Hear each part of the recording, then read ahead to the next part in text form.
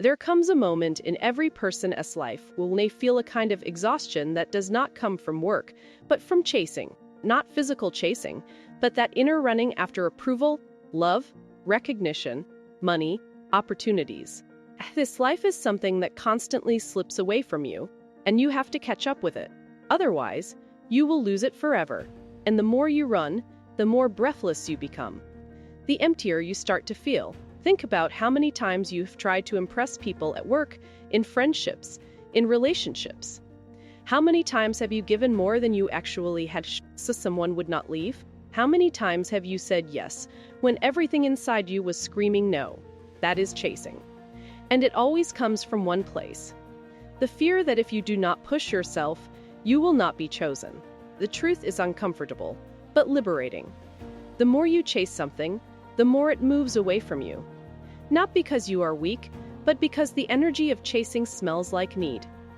And need does not attract. Pressures. Imagine someone desperately trying to sell you something. They talk fast, push hard, do not give you any space. How do you feel? You want to escape. The same thing happens in life. When you chase, imagine a butterfly. If you run after it, it flies away.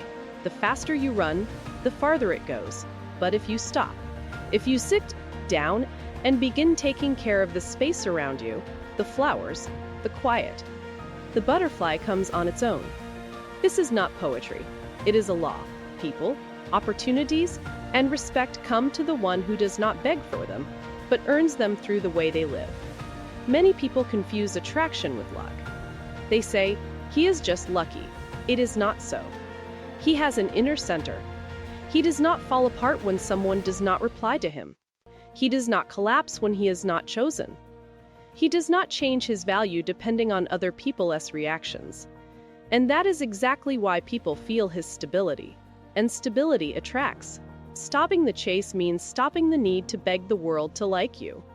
It means starting to like yourself. And that does not happen in front of a mirror with positive words. It happens through actions.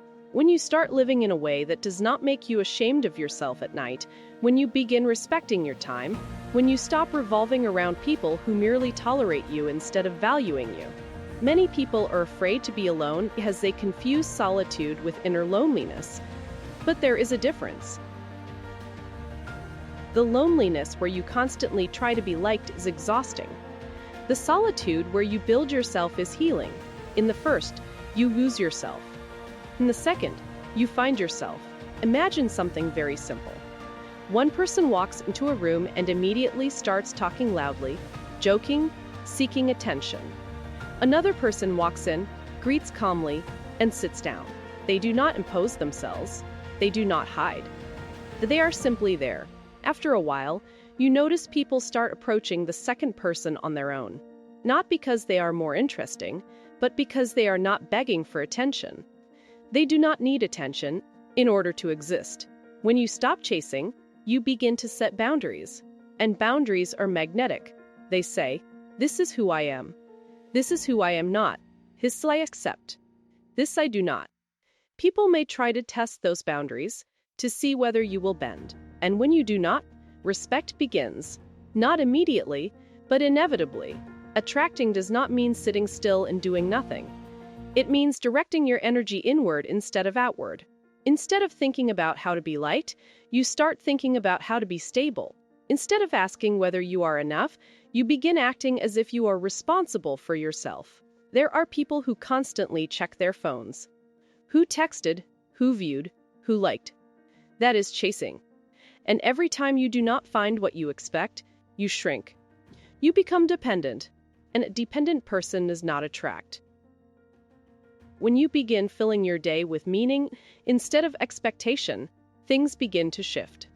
When you have a purpose for the day, when you know why you get up in the morning, the phone loses its power. The opinions of random people lose their weight.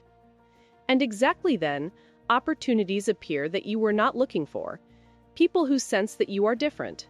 The greatest irony is that when you stop chasing love, you begin to be loved. When you stop chasing respect, people begin to respect you. When you stop chasing success as an image, you start building it as a reality. Because you are busy. because you are not hungry for attention. This requires courage because it means accepting that some people will leave, some will not choose you, some will not understand your new way of living, and that hurts. But the pain of losing someone who never valued you is smaller than the pain of losing yourself.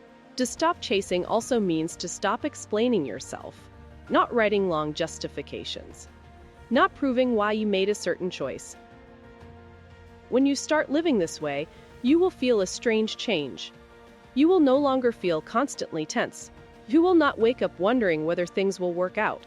You will know that you have done your part, and whatever comes will come as a result, not as charity. Attraction begins from within. From the moment you decide you will not beg for what you can build.